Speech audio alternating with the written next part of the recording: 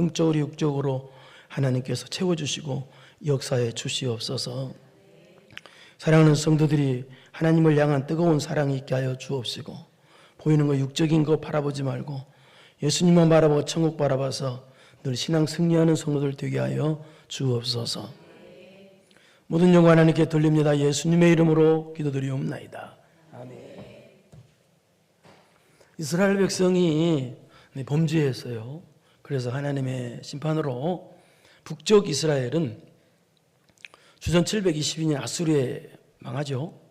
그리고 남쪽 유다는 주전 586년에 바벨론에 망하고 또 바벨론에 70년 포로로 잡혀갑니다. 그런데 하나님께서는 우리를 때리실 때, 여러분을 때리실 때 망하라고 때리신 분이 아니에요. 결코 그런 거 없어요. 여러분을 바르게 잡아주고 여러분에게 고쳐서 여러분에게 복 주시려고 때리는 거예요. 하나님은 그 매는 그거예요. 여러분을 살려주시고 복 주시려고 안 고치면 안 되잖아요. 그래서 바벨론 70년 포로가 찾아 그들은 다시 1차, 2차, 3차에 걸쳐서 다시 국으로 돌아오게 되는 은혜를 받게 돼요. 그래서 1차 돌아올 때는 주전 538년에 이 수르바벨 인도로 약 5만여 명이 성전 재건의 사명을 띠고 돌아오게 돼요. 이때 활동했던 선지자가 여러분 잘 아는 학개 선지자, 스가랴 선지자예요. 그리고 2차로 돌아올 때는 1차 돌아온 지 81년 후에, 굉장히 길죠. 457년, 주전 457년에 율법 학자 겸 제사장이 했던 에스라 인도로 1754명이 돌아오게 돼요. 그리고 또 3차로 돌아오는데 3차는 2차 돌아온 지 13년 후에, 그러니까 1차 때부터 계산하면 무려 94년 후에 주전 444년에 돌아오게 되는 3차로 돌아오게 되는데요. 이때는 이 당시 세계 초강대국이 바사 제국, 페르시아 제국이었어요. 그 바사 제국의 황제였던 아닥사스다 왕 밑에서 술 맡은 관리로 일했던 그 느헤미야 인도로 돌아오게 됩니다. 그런데 우리가 언뜻 생각하기를 술 맡은 관리였다, 그러면 좀 직급이 좀 낮지 않은가 그렇게 생각할 수도 있는데 전혀 그렇지 않습니다. 이 당시 술 맡은 관리라는 것은 이 아닥사스다 황제의 조언자예요. 그러니까 그 권력이 막강한 사람이었어요. 그렇다면 이 느헤미야는 바사에서 돌아올 필요가 없어요. 부귀영화를 죽을 때까지 부귀영화를 누리며 살 수 있는 사람인데, 그런데 자원에서 그걸 내려놓고 자원에서 이 당시 예루살렘 성벽이, 성전이 아니라 성벽이 무너졌었는데 예루살렘 성벽을 재건하기 위해서 자원에서 모든 부경을 내려놓고 예루살렘 총독으로 임명받아서 돌아오게 된 거예요, 느헤미야가.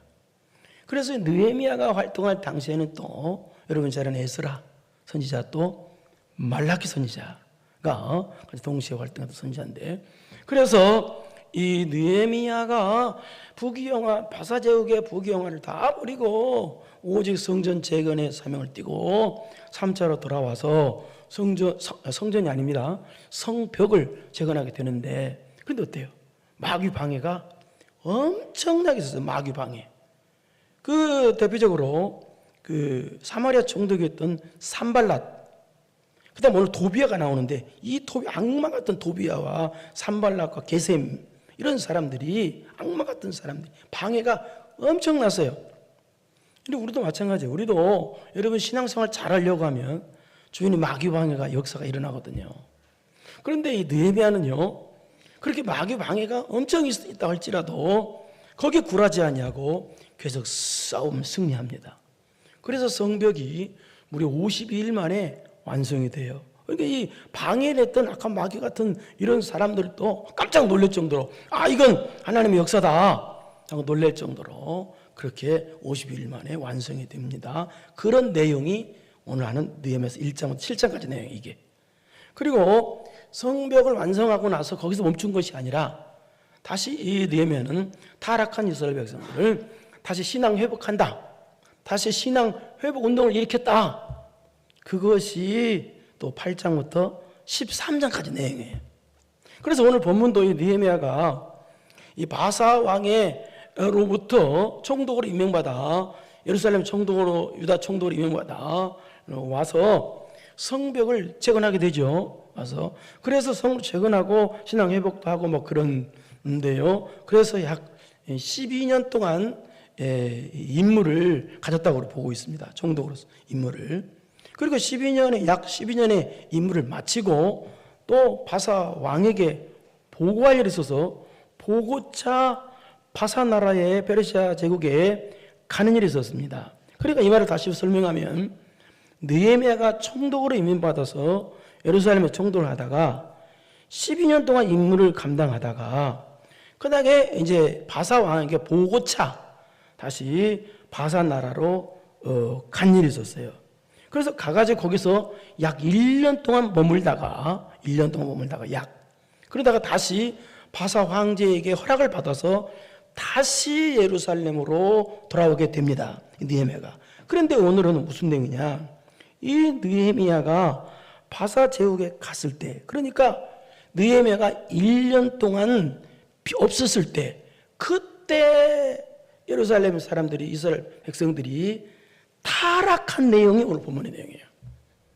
그러니까 지도자가 1년 없었던 거, 그거 1년 동안 자리 비웠던 거 바사에 가는 것 때문에 그랬는데 그 순간을 못 참아서 이스라엘 백성들이 타락한 내용이다. 그게 오늘 본문의 내용이에요. 그래서 여러분도 우리가 신앙생활할 때 영적인 지도자가 아주 중요하죠. 그래서 여러분 자녀들을 위해서 기도를 많이 해야 되는데 좋은 친구 만나게 되려 기도해야 돼요. 여러분 사람 누구 만나에 따라서 인생이 바뀌어버려요. 그래서 좋은 친구 만나 기도해야 되고 어차피 친구 만나야 되니까 좋은 친구, 그 다음에 좋은 선생님, 좋은 지도자 만나게 되려 기도해야 돼요. 꼭 정말 중요해요. 그래서 여러분도 여러분이 저를 위해서 기도를 많이 해야 됩니다. 왜냐하면 여러분의 그 복은 영적으로 깨어있는 지도자 만나는 게 복이기 때문에 여러분도 저를 위해서 기도 많이 해주는 것이 우리 목사님도 영적으로 깨어있게 되려고 그렇게 기도를 많이 해줘야 돼요. 그게 여러분의 복이니까요. 그래서 오늘 13장은 그런 내용인데요.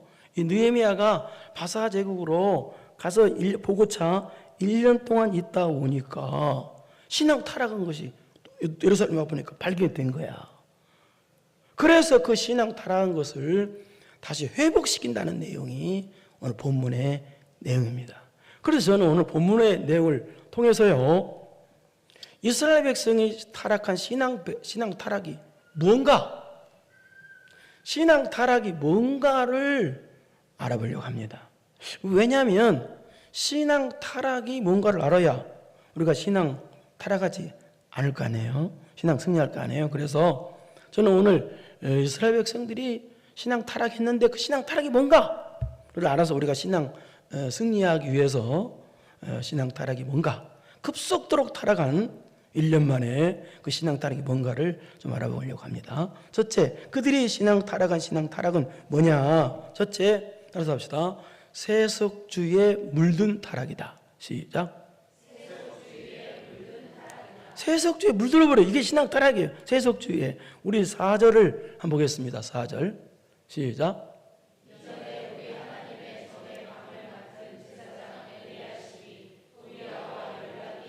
여기 이전에 나오죠. 이전이라는 말은 13장이니까 앞에 10장에 나오는 내용인데요.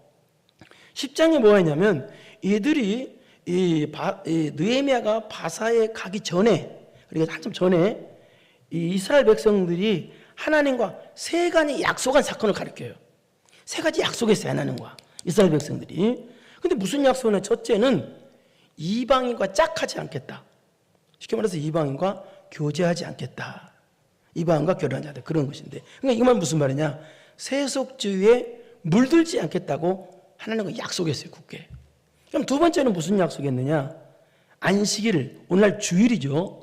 주일을 성수하겠다는 약속을 했어요. 그러면 세 번째는 무슨 약속을 했느냐? 11조와 감사 업무를 드리겠다고 하는 이 세 가지 약속을 했어요. 하나님과. 그런데 1년 만에 돌아와 보니까 이 세 가지 약속을 이스라엘 백성이 다 깨트려 버린 거예요. 특히 이방인과 짝하지 않겠다. 즉 이 말은 뭐라고 그랬어요? 세속주의에 물들지 않겠다는 약속을 깨트려 버린 거예요. 그래서 교회 안에 세속주의가 들어온 거예요. 세속주의에 물드는 타락을 한 거예요. 여러분, 교회는요 오직 신본주의 신앙만이 존재하는 것이 교회입니다. 교회 안에 인본주의나 세속주의가 들어오면 교회의 사명은 끝난 것입니다. 그런데 이들에게 신앙 타락인 세속주의가 들어왔는데 그 세속주의는 뭐냐? 이거예요. 그 세속주의가 뭐냐? 우리 하나님의 전의 방을 맡은 제사장 엘리야십이 도비아와 연락이 있었으므로, 제사장 엘리야십이 방금 전에 도비아가 누구라고 그랬어요? 악한 마귀 같은 사람이잖아요. 그 도비아와 연락하는 신앙 타락을 했다는 거예요. 그러니까 제사장이면 가장 깨끗해야 되고 가장 거룩해야 될 사람들이 그 전에 성벽을 재건할 때 이스라엘 백성들에게 가장 큰 고통을 주고 방해를 했던 이 산발락과 도비아, 게셈, 그 일당들이 하나가 도비아인데, 그러니까 하나님을 대적하는 악마 같은 사람과 가장 깨끗해야 될 제사장이 같이 교제하고 연락하는 신앙 타락을 했다는 얘기입니다. 이게 그 뜻이에요. 제사장이라면 당연히 하나님과 연락하고 하나님과 교제해야 되는데 악한 마귀와 교제하고 마귀와 연락하는 신앙 타락을 1년 사이에 이렇게 왔다는 거예요. 갔다 오니까 그 약속 깨고 이렇게 왔다는 거예요. 더군다나 거기 멈추지 않고 또 5절을 보겠습니다. 또 무슨 짓을 했는지. 5절 시작.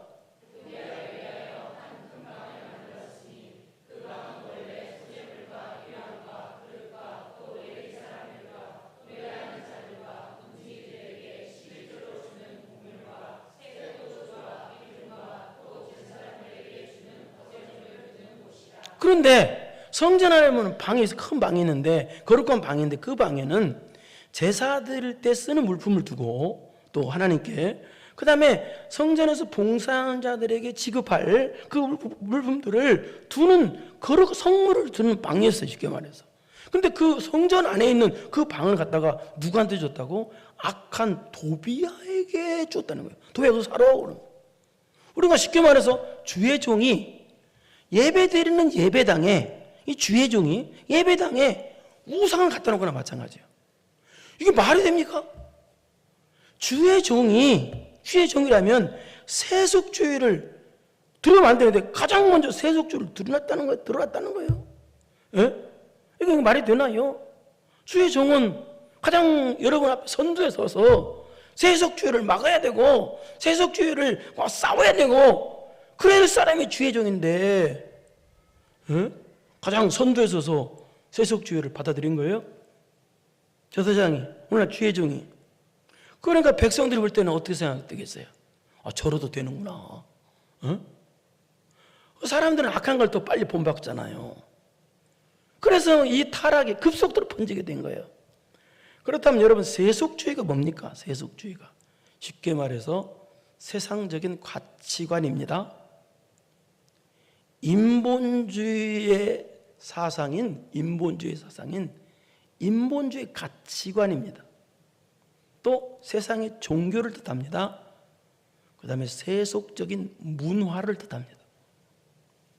이런 세속주의가 들어오면 안 되는데, 이런 세속주의가, 여러분 우리는 세상에 살죠. 세상에 살아요. 세상에 살지만 성도는요, 세속주의, 무슨 주의, 우리나라도 지금 세계는요 공산주의와 민주주의 싸움이죠. 어떻게 보면 사상의 싸움이에요. 그래서 이 사상이, 잘못된 사상이 들어오면 안 돼요. 이런 세속주의 사상, 인본주의 사상이나 그런 사상이, 우리는 세상에 사나 세상 사람들이 다 가지고 있는 이런 주의, 사상, 세속주의, 인본주의가 내 마음속으로, 머릿속에 들어오면 안 돼요. 내 마음에는 오직 예수님만이 계셔야 돼요.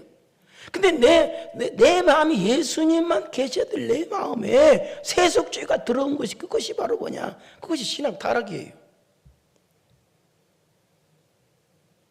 그래서 우리 성도들은 결코 이 세속주의가 들어오지 않도록 방어를 해야 되고 싸워야 돼요. 우리 빌립보서 3장 8절을 보겠습니다. 시작.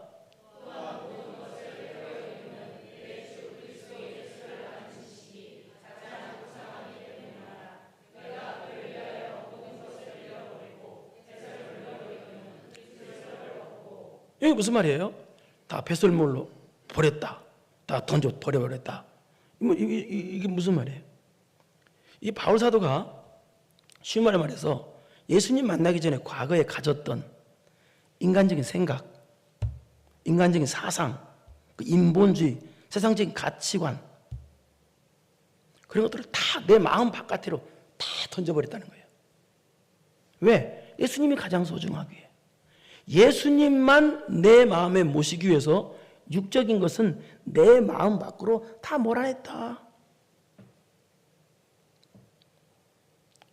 여러분, 예수님만 들어와 계셔야 될 내 마음에 다른 것이 들어온 것이 그것이 신앙 타락이라는 얘기입니다. 다시 말합니다. 우리는 세상에 삽니다. 세상에 부딪혀 삽니다. 세상에서 안 살 수 없죠. 세상에 살죠.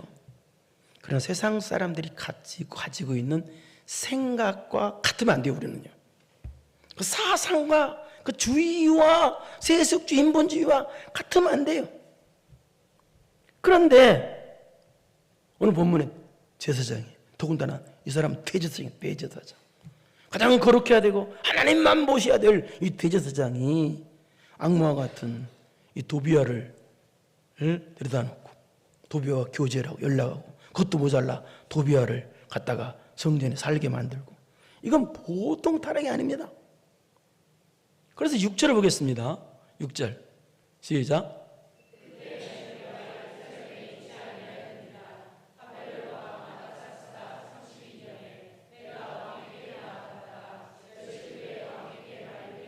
이게 며칠이라는 말은 1년, 약 1년 그만 뜻이에요. 그러니까 갔다 와보니까 1년 만에 돌아와 보니까 그 말이에요. 1년 만에 돌아와 보니까 뭘 발견했느냐? 7절 방금 했던 말이죠. 시작.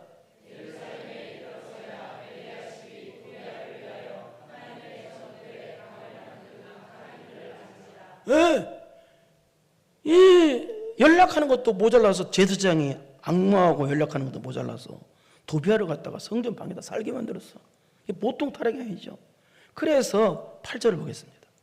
시작. 그걸 알았다는 거예요. 시작.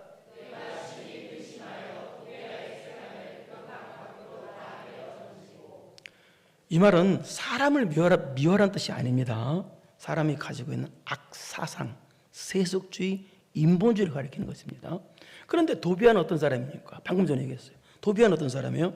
이 당시 최고의 실세 중에 실세인 사마리아 총독과 교통하는 사람이야.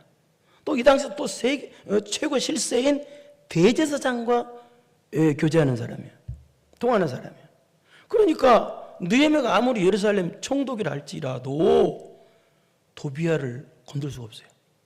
도비아를 함부로 건드렸다가는 이 산발랏 일당들의 군사적인 도발이 오게 돼 있어요. 그래서 느헤미야가 뭐라고 그랬어요? 내가 심히 근심했다고 그랬어요. 그런데 여러분, 근심만 하고 있으면 안 돼요, 성도는요. 그래서 이 느헤미야가 근심하고 끝난 것이 아니라 어떻게 했느냐?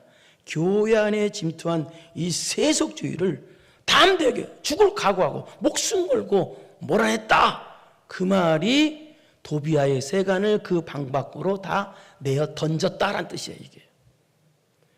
그러니까 내 안에 침투한 세속주의를 목숨 걸고 몰아냈다. 인본주의를 다 몰아냈다. 그런 뜻이에요. 이것이 바로 신앙 회복이죠. 그리고 9절 보세요. 그리고 거기서 멈춘 것이 아니라 9절 시작.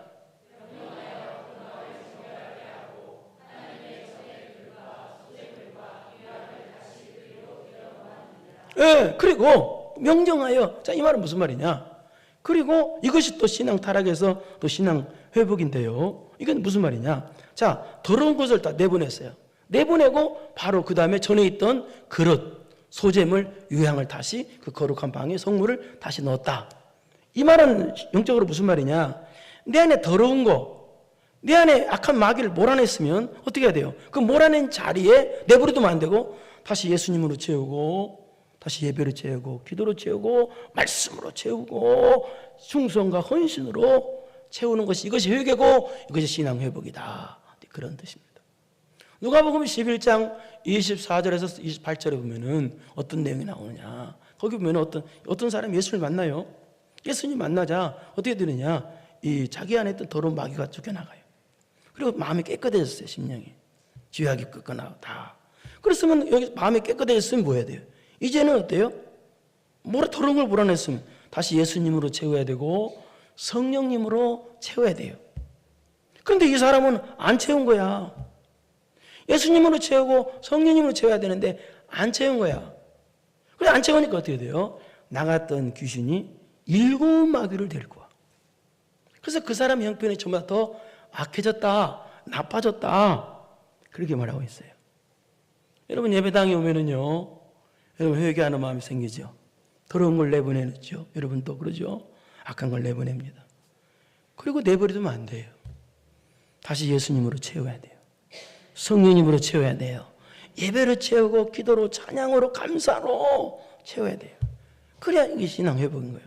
그러니까 지금 느헤미야가 교회 안에 침투한 세속주의를 몰아내고 그 자리에 영적인 것으로 채워넣었다. 신앙 회복을 했다. 그런 얘기입니다. 두 번째는 1년 사이에 그들의 신앙 타락을 했죠. 근데 신앙 타락한 것이 뭐냐? 두 번째는 사명 감당하지 않는 신앙 타락을 했어요. 시작해 봅시다. 시작.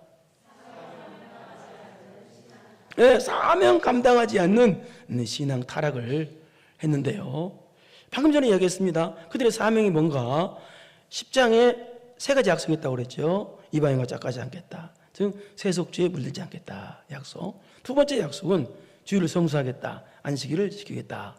그 두 번째 약속. 세 번째는 11조와 감사함을 드리겠다는 약속이었어요. 그런데 이 약속은요, 단순한 약속이 아니에요. 성도의 사명이자 의무예요. 가끔 가다가요, 그런데요, 주변 사람들, 믿음 없는 사람들 보면은요, 교회 가면 교회가 헌금을 너무 강조해서 헌금 강조하는 것 때문에 부담돼서 교회 못 가겠다. 헌금에 대해서 오해하는 사람들이 있어요. 그래, 여러분, 교회가 헌금 강조하는 것입니까? 아니에요. 여러분, 헌금이 뭔가 가르쳐 드릴까요? 헌금은요, 예수님께서 나 같은 죄인을 위해서 십자가에 달려 죽으시고 나를 구원해 줬잖아요.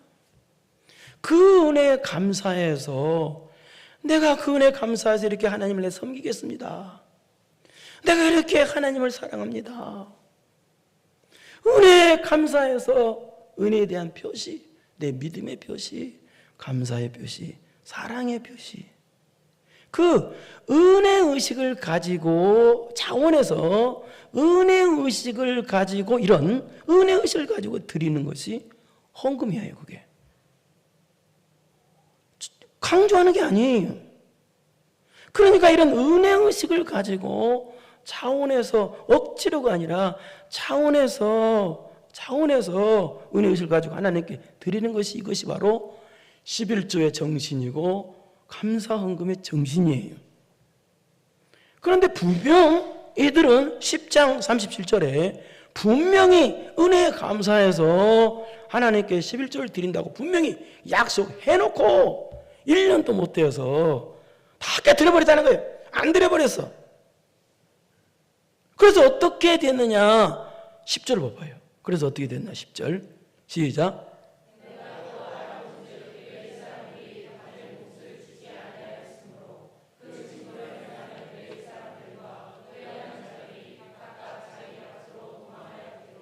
이 말은 무슨 말이 뜻입니다. 자, 와서 보니까 백성들이 11절을 다 안 드리는 거예요. 약속을 깨고. 그러니까 어떻게 되느냐? 11절 통해서 이 레위인들이나 노래하는 자들이 사례비를 받아요. 그래서 먹고 살아요. 쉽게 말해서. 그런데 그걸 안 주니까, 줄 수 없으니까 어떻게 되냐? 이 레위 사람들이나 노래하는 자들이 성가대나 그런 쉽게 말해서 주의 종들이에요. 주의 종들이 자기 밭으로 도망가 버렸다는 거예요. 그러니까 백성들도 사명 감당 안 하고 주의 종들도 사명 감당 안 하고, 그러니까 백성들도 타락하고 주의 종을 또 타락했다는 거예요. 아무리 어려워도 하나님께서 맡겨준 사명 죽어도 감당해야 되잖아요. 근데 어렵다고, 돈 없다고 그냥 내뺏긴 게 좀 도망가버린 거예요. 예? 이게 말이 되는 거예요? 그러니까 백성들은 하나님께 11조 드려서 교회를, 성전을 세울 의무와 사명이 있는데 백성들이 사명 감당 안 하니까 주의 종들도 하나님께 헌신할 사명 감당 안 하고 세상으로 나가버렸다. 참 말이 안 되는 일이죠. 그런 일이 생겼다 그 말입니다. 마태복음 22장에 보면은 예수님께서 성도의 의무와 성도의 사명이 뭔가를 가르쳐준 내용이 있어요.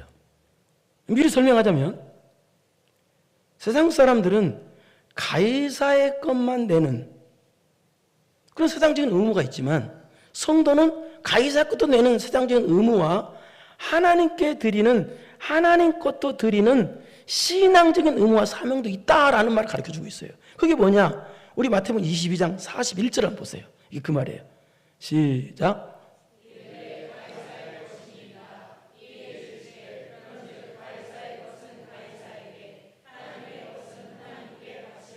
자, 이 말은 무슨 말이냐? 이 당시 바리새인들이 예수님을 정치적인 함정에 빠뜨리려고 이런 질문을 한 건데, 여기 가이사라는 말은 로마 황제를 가리켜요. 그러니까 로마 황제에게, 가이사에게 세금 바치는 게 옳은가요? 틀린가요? 이렇게 물은 거예요. 정치적인 함정에 빠뜨리려고 물어본 거예요. 그래서 예수님께서 말씀을 대답하시기를 가이사의 건 가이사에게, 하나님께서 하나님께 드려야 된다. 이 말은 무슨 말이냐? 가이사에게 세금 내는 건 그 세상적인 의무도 감당해야 되고 성도는, 그 다음에 하나님께 드리는 이 드리는 사명도 드리는 의무도 감당해야 된다. 말이 이 말이에요. 그런데 백성들은 어때요? 이 세상적인 의무, 하나님에 대한 의무, 하나님에 대한 신앙의 사명, 신앙적인 사명, 신앙적인 의무를 백성들과 이 주의 종들이 감당을 안 한 거예요. 그래서 11절 보세요. 11절. 그래서 난리가 난 거죠. 그러니까 성전이 그렇게 되니까 돼요. 레인들이, 주의 종들이 다 가버리니까 성전이 텅텅 비어버린 거예요. 봉사할 사람이 없으니까. 난리가 난 거죠. 성전에 봉사할 사람이 없고 다 없어져 버리고. 그러니까 다 타락해버린 거야, 이게. 그래서 하는 말이 11절. 시작. 내가 모든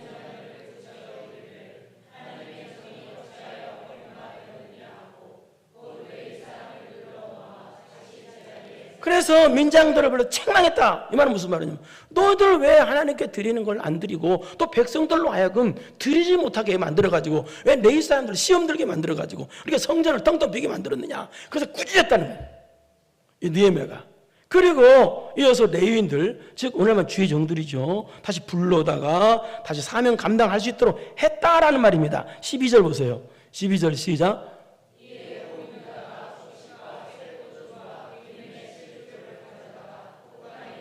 그래서 이 말은 무슨 말이냐? 백성들에게 명령이 당했다는 거야. 너희들 11조 드리는 것이 너희들 의무고 사명이다. 그래서 너희 빨리 드려라 라고 명령을 했다는 거예요. 그래서 백성들이 회개하고 11조 드리는 그런 의무를 감당했다.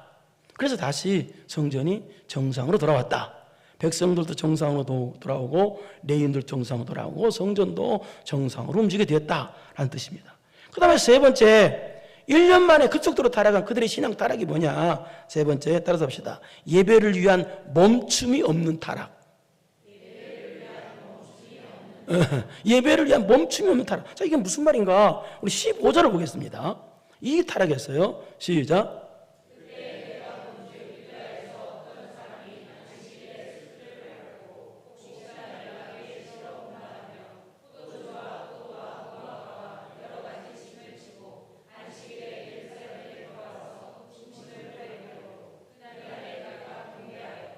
자, 이 말 무슨 말이냐?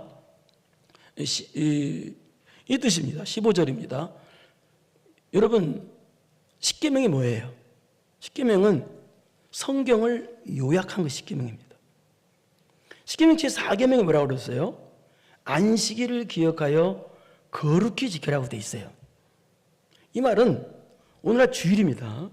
오늘날 주일은 여러분이 구별해 지켜야 된다.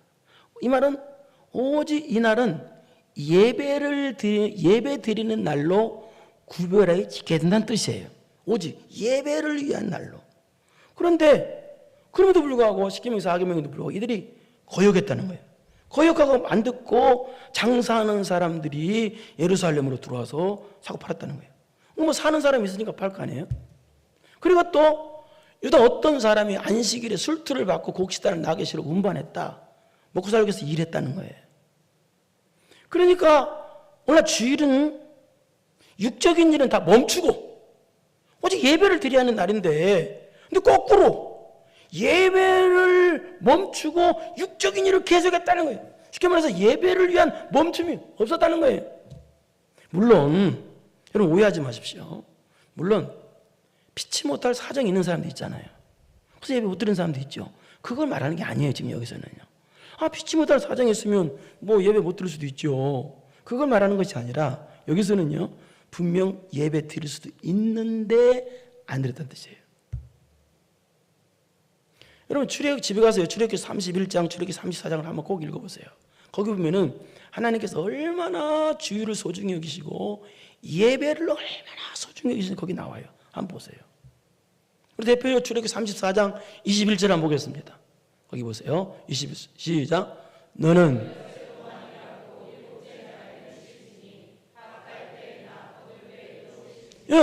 농번기나 농번기지 않을 때나 쉬라는 말이 두 번에 나와요. 여기 쉬라는 말은 무슨 말이에요?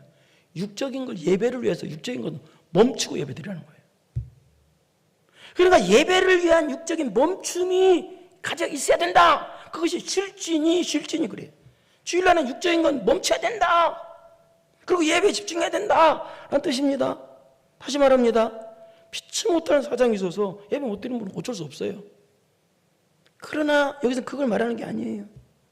예? 예배를 드릴 수도 있는데, 예? 얼마든지. 근데 육적인 일을 멈출 수도 있는데 안 멈추고 그런 욕심 때문에, 예? 예배를 안 드렸다. 그래서 예배 안 드리는 타락이 왔다. 그래서 느헤미야가 그걸 보고 17절 보겠습니다. 뭐라고 말하는지. 시작.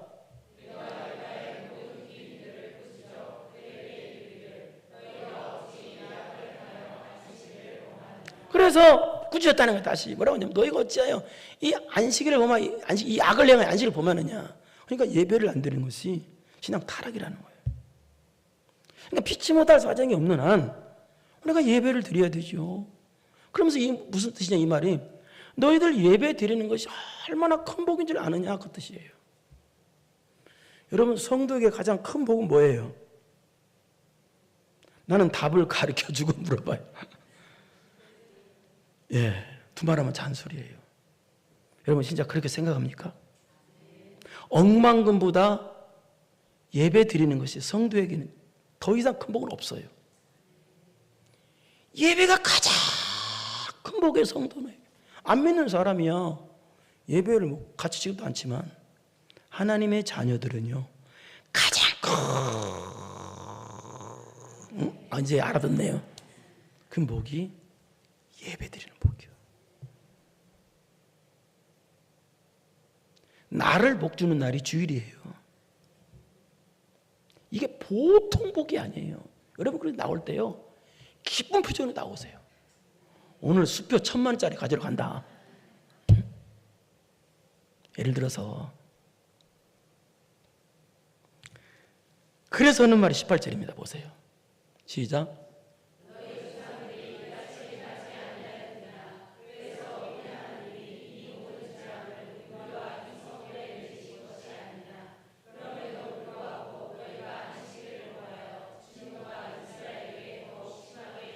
자, 이 말은 무슨 말이냐? 이 뜻입니다. 야, 너희들 왜 예배 드리는 것이 가장 큰 복인데 너는 예배를 위한 멈춤이 없냐? 그 너는 복 대신에 진노만 있다. 읽었죠? 그런 뜻이에요. 그러니까 하나님께서 우리에게 원하시는 건 뭐냐? 딱 한 가지예요. 여러분이 바른 온전한 예배를 드려서 여러분이 복 받는 거란 뜻이에요. 여러분 예배는 육적인 복이 없어도 천국의 놀라운 상급과 연결이 됩니다. 우리 천국 가서 영원히 살아야 되잖아요. 우리 고향은 천국이잖아요. 그럼 거기서 최고의 복이 이 땅에서 뭐겠어요? 예배요. 예배 드리기 위해서 전도하고 예배 드리기 위해서 모든 걸 하는 거예요. 우리는요, 예배 드리고 나서 일주일 사는 것이 아니라 예배 드리기 위해서 월요일부터 토요일까지 사는 거예요. 예배를 맞추는 거예요. 우리 삶의 중심은 예배예요. 예배가 얼마나 소중한 거 아느냐. 나는 너희들에게 예배를 통해서 복을 주고 싶다라는 거예요. 너희들은 왜 그걸 다 육적인 걸 멈추지 않아서 그걸 못해서 예배를 건드냐, 그런 말입니다. 그래서 느헤미야가 다시 예배를 바르게 잡아주고 또 예배를 다시 회복했다. 그것이 18절부터 20절까지 말입니다. 사랑하는 성도 여러분, 이 세상에서 정말 큰 복은 신앙 타락하지 않는 복입니다. 여러분, 힘들고 어렵더라도 신앙 타락하지 않기를 바랍니다. 유혹이 많이 있을 거예요. 세상 타락하라는 유혹이 너무 많지만 유혹을 이기십시오. 그리고 신앙 승리하십시오. 그럼 신앙 타락이 뭐예요? 내 안에 예수님만 계셔야 되는데 세상의 생각이나 사상이나 세속주의나 인본주의 같은 그런 사상이, 잘못된 세속주의 물결이 내 안에 들어오는 것이 신앙 타락이에요. 그런 세상의 사상이 들어온 만큼 신앙 타락한 거예요. 예수님이 안 계신 만큼. 예수님으로 채워야 되는데. 두 번째는 뭐예요? 은혜 의식을 가지고 하나님께 드리고 헌신해야 되는데 그 은혜 의식을 잊어버리고 하나님께 대한 사명 감당, 의무 감당 안 하는 게 신앙 타락이에요. 그 다음에 세 번째는 뭐예요? 예배를 위한 멈춤이 없는 게 신앙 타락이에요. 여러분 지금 예배를 위해서 다 멈추고 왔잖아요. 올 때 여러분 더 화장도 하고 머리도 감고 이쁘게, 이게 벌써 예배 드리고 시작한 거예요. 그걸 다 왔잖아요. 아무나 오고 와지 않았잖아요. 화장도 바르고 어떤 사람은 화장에 떡칠했다고 그러는데 우리는 떡칠은 아니죠. 이쁘게 화장도 하고 이쁜 옷도 입고 그리고 다 여기 왔잖아요. 이게 벌써 예배 시작이야. 이게 왔잖아요. 이것이 큰 복이에요. 멈추고 다 왔잖아요. 이게 복이에요. 여러분 그거 다 은혜로 복으로 갚아줄 줄 믿으세요. 하나님 다 갚아주십니다. 이 복. 그래서 여러분은 신앙 타락하지 아니하고 계속 신앙 승리해서 우리 주님 오시는 날 영광이 멸류관 주인공 되는 여러분 되기를 축원합니다. 걸어가시고 내려오신 아버지 하나님 감사합니다. 우리는 하나님의 자녀들입니다. 거룩해야 될 사람들입니다. 지혜하고 멀어야 될 사람들입니다. 우리는 신앙 타락하면 안 되는 사람들입니다. 내 안에 예수님으로만 채워지게 하옵소서.